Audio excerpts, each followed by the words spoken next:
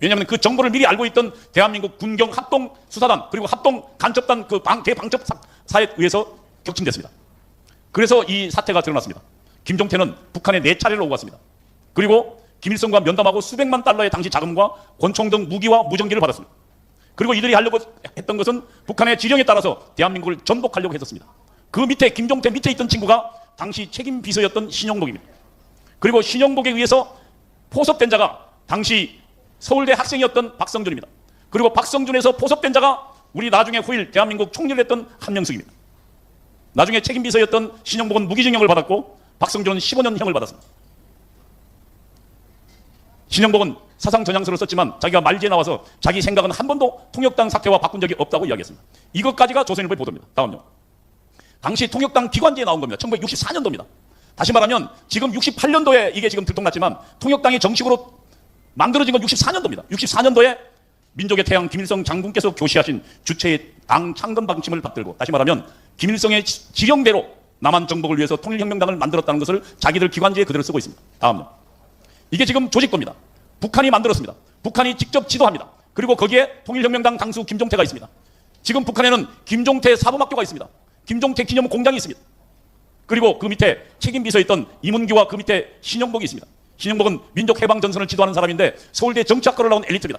신영복은 글도 잘 쓰고 신영복체라는 그런 북글씨도 만들어낸 사람입니다. 재주가 다양했습니다. 당시 신영복은 어디 있었는 줄 아십니까? 육군사관학교 교수로 있었습니다. 군대에 대한 간첩 공작을 하고 있었습니다. 이 신영복에 포섭된 사람이 기독청년복지회를 만들었던 박성준입니다. 저는 박성준과 3년간 세미나를 했습니다. 박성준은 머리끝부터 발끝까지 주사파 공산주의였습니다. 소련이 무너지는 그 상황에서도 박성준은 저에게 이렇게 이야기했습니다. 이동지, 비록 소련은 망하지만 우리의 사상조국 북한은 절대로 망하지 않을 거예요. 우리 다시 마음을 잡고 소련이 무너지는 상황에서도 우리 혁명을 위해서 노력합시다 했던 사람입니다. 저는 나중에 전화했지만 제가 알기에는 문재인의 실질적인 뒤에 지도체, 사상적인 지도가 누구였냐? 박성준이 했다고 나중에 언론에 나오고 있습니다. 다음요. 그러면 이게 통역당이고 통역당이 아시다시피 한명숙이가 감옥 갔을 때 더불어민주당 국회의원 60명이 출동했습니다. 그러면 그 이야기가 무슨 얘기입니까?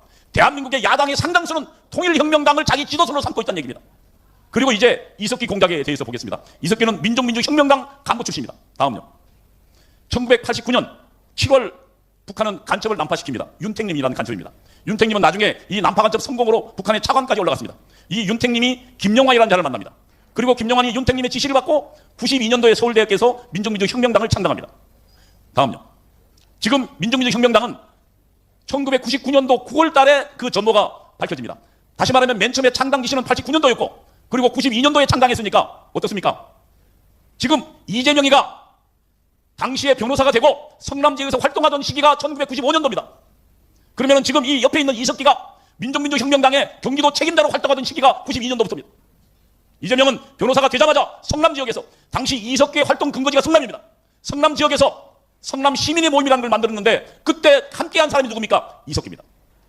그러면 이재명 옆에는 누가 있겠습니까? 이석기의 부하들이 있을 것입니다. 당시 지금 민족민주혁명당 간첩의 지도를 받은 민족민주혁명당의 이석기는 경기도 남부위원장입니다. 경기 동부연합은 이게 이제 간첩 조직은 외 밖으로 안 알려지니까 나중에 그냥 그 전국 민주주의 민족통일 전국연합이라는 외부 조직의 경기 동부연합이고 실질적으로는 간첩으로는 경기 남부 지역 책임자인 겁니다. 다음요. 그런데 김영환은 자기가 김일성을 만나고 보니까 김일성이 주체 사상에 대해서 하나도 모른다는 걸 알고 그리고 소련이 무너지면서 김영환은 민족민주혁명당 해체 결의를 합니다. 그때 해체 결의를 안 하고 다시 북한과 연락해서 다시 민족민주혁명당 2기를 만든 게 하용욱하고 이석기입니다. 그때 이석기가 핵심 책임자입니다. 왜냐하면 조직을 갖고 있으니까. 그래서 간첩 원진우가 내려옵니다. 그런데 정말로 이 간첩단 사건이 어떻게 밝혀지냐면 간첩 원진우가요 하용욱과 이석기를 만나고 북한으로 돌아가다가 그 간첩선이 대한민국의 초병들을 만납니다. 반잠수정이겠죠. 그래서 초병들과 교전을 하다가 격침당해요. 그래서 한국 해군과 초병이 격침을 시키는데 나중에 한 달 있다가 그 간첩선을 끄집어 내보니까 거기에 간첩이 몇 명 있었고 그 다음에 그 원진우라는 간첩의 주머니에는 수첩이 있었습니다. 그 수첩에 숱한 전화번호 연락처들이 있었어요. 처음에는 뭔지 몰랐어요. 그런데 나중에 거기에 2를 더해보니까 숫자 2를 더해보니까 그 간첩의 전화번호가 나왔습니다. 그 전화번호에 누가 나왔냐? 하용욱과 이석기가 나왔습니다. 그래서 민족민주혁명당 사건이 우리들에게 알려지기 시작한 겁니다. 다음에 그런데 이석기라는 인물은 사실상 굉장히 중요한 인물입니다. 왜냐하면 이재명이라는 인물을 키워서 정당으로 들여보내서 성남시장을 만들고 경기도지사를 만들고 그리고 대통령 후보를 만들고 더불어민주당을 장악하고 결국은 대통령까지 만든 대한민국에서 간첩 공작사의 최고의 성공 사례가 이석기이기 때문입니다. 다음요. 이재명 성남시장 당선 시절에 있었습니다. 제가 아까 시작하면 이재명이 1995년도